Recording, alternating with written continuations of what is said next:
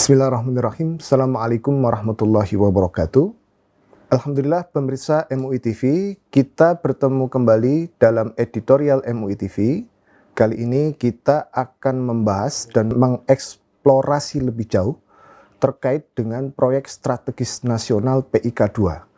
Sebagaimana kita ketahui, proyek ini kembali mengemuka ke publik setelah memunculkan polemik di media sosial, lalu kemudian menggelinding bak bola panas dan menjadi perbincangan hangat di publik terkait dengan banyak hal, termasuk soal legalitas, termasuk soal dampak lingkungan dan segala macam. Atas beberapa kejadian tersebut, atas beberapa fenomena tersebut, maka kemudian Majelis Ulama Indonesia mengeluarkan pernyataan yang saya rasa dan kita rasa semua bisa temukan di banyak media, itu cukup tegas dan cukup keras terkait dengan saran agar sementara proyek strategis nasional PIK 2 itu dihentikan. Nah, pemirsa MUI TV, kita sekarang ditemani oleh tamu spesial kita, Ketua Bidang Informasi dan Komunikasi Majelis Ulama Indonesia. Beliau adalah Kiai Haji Mas Duki Baidlawi. Kami akrab memanggil beliau Cak Duki. Izinkan kami menyapa beliau. Assalamualaikum Cak Duki. Waalaikumsalam. Alhamdulillah sehat Cak Duki ya. Alhamdulillah sehat. Munawar awi nih kata orang Mesir itu cerah sekali hari ini Cak Duki nih. Alhamdulillah Cak Duki ya. Kenapa pakai bedak ini? Iya. Jadi faktor bedak ini Cak Duki ya. Alhamdulillah. Pemirsa MUI TV terkait dengan persoalan PSN PIK 2 ini memang cukup menjadi isu yang sangat hangat begitu Cak Duki, dan menjadi polemik yang sampai saat ini belum menemukan muaranya. Bahkan terakhir misalnya KKP itu dengan tegas menolak terkait dengan pembongkaran pagar sepanjang 30 km ya Cak Duki ya, di pantai sebatas Tangerang itu. Nah, sebetulnya bisa kita kilas balik sedikit Pak Cak Duki, bahwa beberapa waktu lalu Majelis Ulama Indonesia menggelar konferensi pers gabungan bersama MUI Banten dan MUI DKI Jakarta. Apa yang melandasi MUI Majelis Ulama Indonesia itu mengeluarkan pernyataan agar dan rekomendasi agar PSN PIK 2 itu dihentikan sementara begitu Cak Duki? Iya, saya kira MUI tidak dihentikan sementara, tapi dicabut ya. Oh, bahkan dicabut ya? Dicabut. Itu rekomendasi dari Mukernas Majelis Ulama Indonesia yang dilaksanakan pada bulan yang lalu. Kenapa MUI dalam Mukernasnya itu minta itu dicabut ya? Karena MUI banyak sekali mendapat masukan ya. Dan masukannya itu ternyata banyak membuat madarat, membuat mudarat, membuat kerepotan buat masyarakat di bawah, di sekitar PIK 2 sana, di sekitar proyek PSN itu. Ketepatan Mukernas ini dilaksanakan oleh MUI, dihadiri oleh seluruh ulama-ulama seluruh Indonesia. Dan ketika berkumpul, di situ ada satu komisi yang disebut dengan komisi rekomendasi. Dan komisi rekomendasi itu memang ada hal-hal yang dibahas itu yang substansial, masalah keagamaan, tapi juga ada masalah-masalah yang berhubungan dengan masalah aktual. Gitu. Aktual nasional. Aktual nasional. Gitu. Dan selalu fokus MUI dengan latar belakang bahwa MUI itu adalah khadimul ummah. Khadimul ummah dan sadiqul hukumah. Jadi jika ada pertanyaan ini kok mengapa MUI cawe-cawe begitu? Karena memang ada persoalan umat di situ. Oke. Ada khadimul ummah di situ. Dan ini juga hal yang berhubungan dengan strategis nasional, kan berarti negara. Betul. Negara. Tetapi dalam pelaksanaannya ternyata banyak mudarat, banyak menyalahi aturan-aturan di situ. Sehingga dengan demikian maka MUI merekomendasikan dengan cukup tegas. Itu satu. Yang kedua, dari hasil Mukernas itu ya mengenai proyek strategis nasional di PIK 2 itu adalah satu-satunya rekomendasi yang kemudian dalam rapat pimpinan Majelis Ulama Indonesia setelah Mukernas itu akhirnya ditindaklanjuti, dibentuk tim untuk bagaimana agar rekomendasi itu berjalan dan kemudian diperjuangkan oleh Majelis Ulama Indonesia. Nah, ketepatan saya ditunjuk sebagai ketua tim untuk melaksanakan tindak lanjut itu. Kami berkoordinasi dengan pemerintah, kami juga berkoordinasi dengan Majelis Ulama di Banten dan berkoordinasi juga dengan Majelis Ulama di Tangerang di Tangerang. Yang hasilnya semuanya itu makin membuktikan dan makin menjelaskan betapa proyek strategis nasional itu sudah menyalahi aturan dalam pelaksanaannya. Menyalahi aturan dengan pelaksanaannya. Maka kami karena ini Majelis Ulama Indonesia berlaku hukum di dalam kaidah fikih keagamaan kita itu yang disebut dengan darul mafasid muqaddamun ala jalbil masoleh. Artinya bahwa kita itu terlebih dahulu di dalam bertindak itu, walaupun tujuannya baik, masoleh tujuannya seperti proyek strategis nasional itu kan masoleh. Nah itu yang tujuannya bagus. Banyak pertanyaan itu Cak Duki. Ya. Ini sebetulnya takaran mudorotnya itu seperti apa Cak Duki? Manfaatnya juga kalau mungkin bagi PSN sebagian kalangan, ini justru membuka lapangan pekerjaan. Begitu, nah itu bagaimana Cak Duki? Itu kan membuka lapangan pekerjaan itu kan nantinya. Oke. Nah, tapi proses awalnya kan tidak boleh menyengsarakan masyarakat. Oke, betul. Dan ini saya kira itu yang menjadi pokok soal. Sehingga dengan demikian maka kita dengan latar belakang itulah kemudian membuat rekomendasi dan membuat tindak lanjut. Dan sampai sekarang tim tindak lanjut itu masih terus bekerja gitu. dengan baik ya. Kami menghubungi sejumlah kementerian, bahkan juga kami banyak mendapatkan substansi-substansi penting yang pada dasarnya antara apa yang diputuskan oleh Mukernas Majelis Ulama Indonesia itu inline dengan apa yang dimaui oleh pemerintah, terutama dalam hal ini Presiden, sebagaimana pernah dinyatakan oleh Wakil Ketua DPR RI Bapak Dasko Sufi Dasko Ahmad itu sekaligus beliau juga adalah ketua harian pimpinan harian di Partai Gerindra. Dia menyatakan bahwa Bapak Presiden Prabowo akan meninjau ulang seluruh proyek-proyek strategis nasional. Otomatis termasuk itu termasuk PIK 2. Sehingga dengan demikian sebagaimana kita ketahui juga yang terakhir makin jelas Presiden memang menghendaki bagaimana agar proyek strategis nasional di PIK 2 itu ditinjau kembali. Terkait dengan itu Cak Duki, jadi kita sebetulnya pengen memberikan edukasi kepada publik. Ini balik lagi Cak Duki, berarti sebelum Mukernas itu kita Majelis Ulama Indonesia itu sudah mendapatkan informasi begitu Cak Duki ya.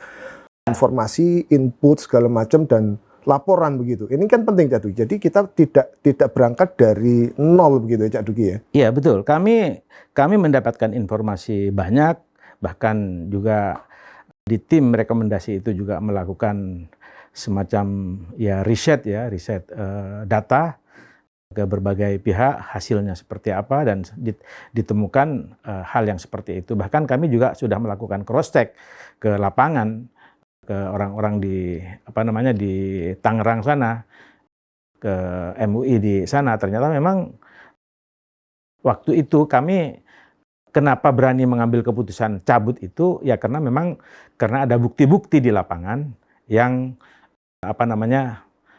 membuat persoalan itu menjadi masalah buat masyarakat. Nah, terkait dengan itu sejumlah advokat itu melakukan beberapa investigasi Cak Duki.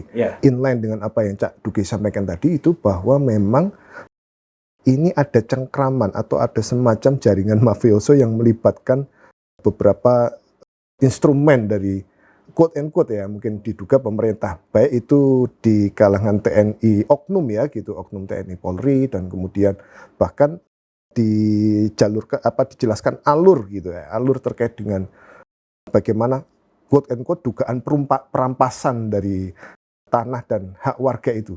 Apakah seperti itu salah satu temuannya? Iya, salah satu temuannya itu. Jadi sebagaimana kalau kita lihat updating dari fakta-fakta yang terakhir, misalnya satu contoh misalnya pernyataan dari Menko Ekonomi Pak Erlangga Hartarto. Dia menyatakan bahwa proyek strategis nasional di PIK itu tidak termasuk pagar laut misalnya. Contoh misalnya seperti itu. Jadi pagar laut itu masalah besar itu. Masalah buat buat masyarakat di situ, masyarakat nelayan di situ. Menyambung ini. Salah satu yang betul ya. Dan banyak sekali pembebasan tanah atas nama PSN, padahal di situ tidak ada hubungannya dengan PSN. Satu. Yang kedua, batas tanah untuk PSN itu sendiri di mana sampai sekarang belum jelas. Belum jelas. Tidak dijelaskan dengan pasti dan kayaknya itu disengaja tidak jelas itu supaya apa? Supaya pengembang itu yang dipercaya untuk melaksanakan proyek strategis nasional itu supaya bisa secara leluasa untuk mencaplok tanah-tanah rakyat, beberapa tanah rakyat dengan cara-cara yang tidak adil. Betul. Untuk pertama kalinya juga fakta yang kami terima di lapangan bahwa NJOP itu turun. Betul. Di mana-mana di dunia ini, di Indonesia terutama secara khusus, NJOP yang namanya NJOP makin hari makin naik. Ini betul. Justru turun. Apalagi misalnya itu ada proyek strategis nasional begitu. Itu artinya sebagaimana yang Anda katakan tadi, bahwa ini ada oknum-oknum aparat pemerintahan dan aparat-aparat di keamanan mungkin itu terlibat di dalam proses ini. Sehingga dengan demikian maka ada kecenderungan ada permainan antara oligark ada pengusaha besar dengan elit-elit kepemimpinan nasional itu bermain sehingga negara tidak hadir dan rakyat akhirnya menjadi korban. Cak Duki, pertanyaannya apa kita tidak takut begitu? MUI tidak takut dengan potensi-potensi ancaman dari yang dugaan oligarki itu tadi, Cak Duki? Saya kira buat MUI tidak ada takut atau tidak takut. Ini persoalannya hak dan kebenaran yang mesti ditegakkan. Tegak lurus. Karena agama memang meminta seperti itu. Dan kita tunduk atas nama ajaran agama dan untuk kepentingan nasional. Dan atas dua kepentingan itulah maka kami melaksanakan itu. Jadi ketidakhadiran negara itu terbukti. Karena misalnya satu contoh misalnya. Pagar laut itu ternyata sudah berlangsung cukup lama, mulai dari setahun yang lalu. Dan itu sudah ada HGB-nya. Padahal HGB itu mestinya, itu kan kalau di dalam bahasanya Bapak Nusron Wahid sebagai Menteri Pertanahan Pertanahan, ada rezim darat, ada rezim laut. Betul. Jadi kalau rezim darat itu pihak dia, kalau rezim laut itu pihak KKP, pemerintah yang bidang kelautan. Tetapi ini justru bagaimana laut dikapling di situ juga sudah ada sertifikatnya dan itu belum ada proses izin dari pihak KKP. Jadi banyak sekali masalah yang kemudian menimbulkan persoalan dan yang terutama buat MUI yang menjadi perhatian khusus adalah nelayan di sana itu tidak mempunyai akses untuk mencari rezeki sebagaimana sebelumnya. Nah, dan ini itu juga menjadi persoalan besar buat kami. Betul, jadi itu relate itu temuan dari beberapa teman media, termasuk misalnya kita baca di Republika itu. Jadi nelayan itu mengaku bahwa itu tidak pagar laut itu bukan swadaya mereka gitu. Yang sekarang digembor-gemborkan itu kan pagar laut itu adalah swadaya nelayan. Tapi faktanya ternyata pengakuan nelayan mengatakan tidak demikian. Nggak mungkin. Gitu ya? Iya, nggak mungkin nelayan itu adalah swadaya itu. Wong itu menghambat rezeki mereka kok. Betul. Dan satu sisi mereka dapat dana dari mana untuk membangun pagar laut yang sepanjang 30 km itu ya? Rezeki untuk makan sehari-hari aja susah. Kok harus dia berswadaya untuk membuat pagar yang justru itu akan menghadang cara mereka untuk mencari rezekinya sendiri. Kan nggak mungkin. Betul. Jadi itu artinya memang ada pengembang yang berkehendak untuk melakukan itu. Oke. Dan semuanya itu diteror, ditakut-takuti untuk tidak melawan terhadap apa yang sedang terjadi dalam proses ini. Semuanya itu mengatasnamakan PSN, Proyek Strategis Nasional, yang itu tadi sudah ditegaskan oleh Menteri Erlangga ya, Hartarto, bahwa itu tidak ada hubungannya dengan PSN. PSN sendiri mana batasnya juga sampai sekarang belum jelas. Izinnya juga belum jelas. Saya sudah MUI sudah meng-cross check terhadap pemerintah bahwa semuanya proses izin itu belum sama sekali. Oleh karena itu saya mengapresiasi terhadap pemerintah dalam ini Presiden untuk ya sekali lagi meninjau ulang. Dalam hal ini yang asal mulanya sebelum kepemimpinan Bapak Prabowo di mana negara itu tidak hadir. Sekarang di bawah kepemimpinan Bapak Prabowo, negara hadir dan rakyat di Tangerang ya di Banten terkait dengan itu merasa senang, merasa ada pihak kepemimpinan yang memberikan perlindungan. Betul, keberpihakan. Ya, keberpihakan dan perlindungan terhadap masyarakat Banten, terutama masyarakat nelayan di situ. Hadirnya negara itu sangat penting. Sangat penting. Karena apa? Karena ya sebagaimana kita tahu ya, dalam keagamaan kita mengenal tasarruful imam ala ra'yah manutun bil maslahah. Bahwa kepemimpinan itu bisa iya atau tidaknya, ada atau tidaknya itu apabila memang dia itu dirasakan manfaatnya oleh masyarakat. Jadi ada tangan penguasa yang hadir ke hadapan masyarakat nelayan di situ, masyarakat Tangerang di pinggir pantai di situ yang hadir dan bermanfaat menyejahterakan mereka. Itu yang sekarang dirasakan oleh para nelayan. Kepemimpinan Pak Prabowo itu diterima dengan baik di situ dan itu hadir di situ. Itu saya kira sangat penting. Nah, terkait dengan ini Cak Duki, salah satu alasan kemudian beberapa pengembang yang quote and quote diduga oligark itu adalah terkait dengan klaim reklamasi ini. Jadi klaim proyek reklamasi itu apakah kemudian dari tim juga ada data misalnya dari beberapa wilayah, dari beberapa kawasan itu yang memang sudah mengalami pengajuan terkait dengan reklamasi itu tadi, Cak Duki, selain mungkin di PSN PIK 2 itu? Ya, saya kira begini, dari hasil kami belum melakukan rekonstruksi terhadap data-data yang ada pada kami.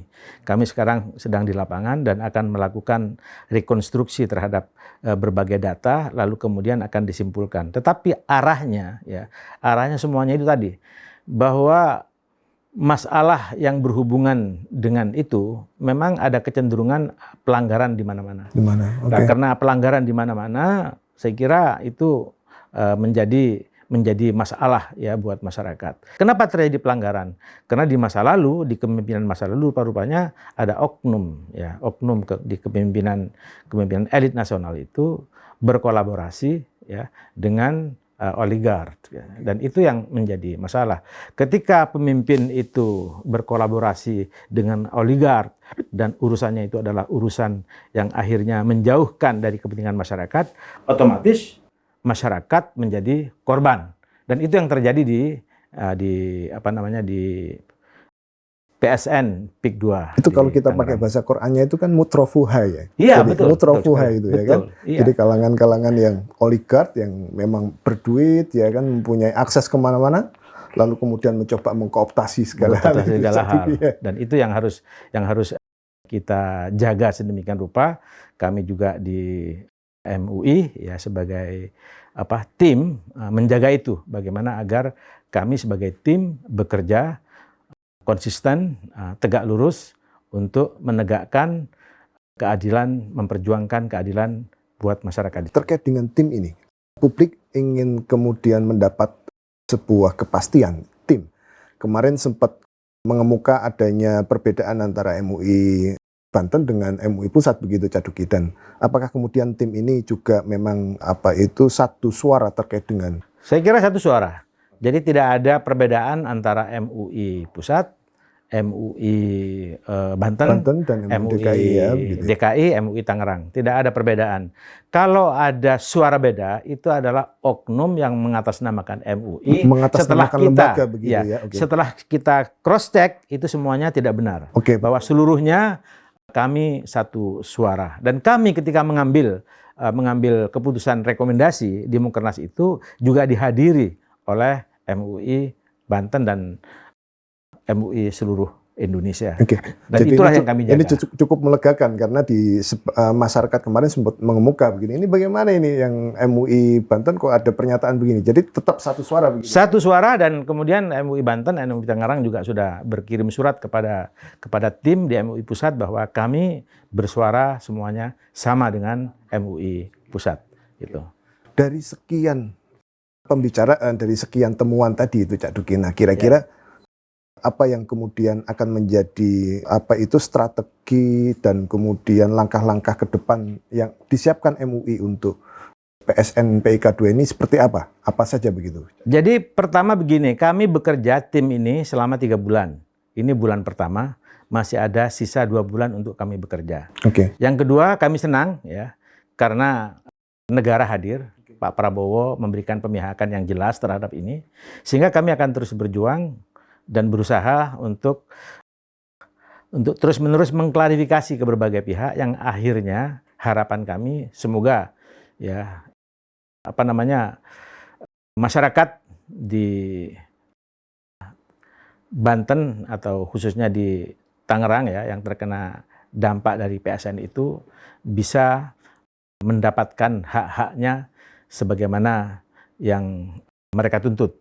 Kenapa? Karena sampai saat ini mereka masih banyak dirugikan. Yang kedua, terhadap pelanggaran-pelanggaran yang dilakukan oleh pihak-pihak pengembang, saya kira itu harus diproses secara hukum dan itu harus tuntas supaya kita semuanya ini negara hukum dan pemimpin nasional hadir di sini dengan sangat bagus, dan akhirnya saya kira kalau hukum itu tegak di bawah politik, di bawah ekonomi, saya kira negara akan sejahtera. Tapi sebaliknya, kalau hukum menjadi alat ekonomi atau hukum menjadi alat politik, itu masalah buat rakyat bawah.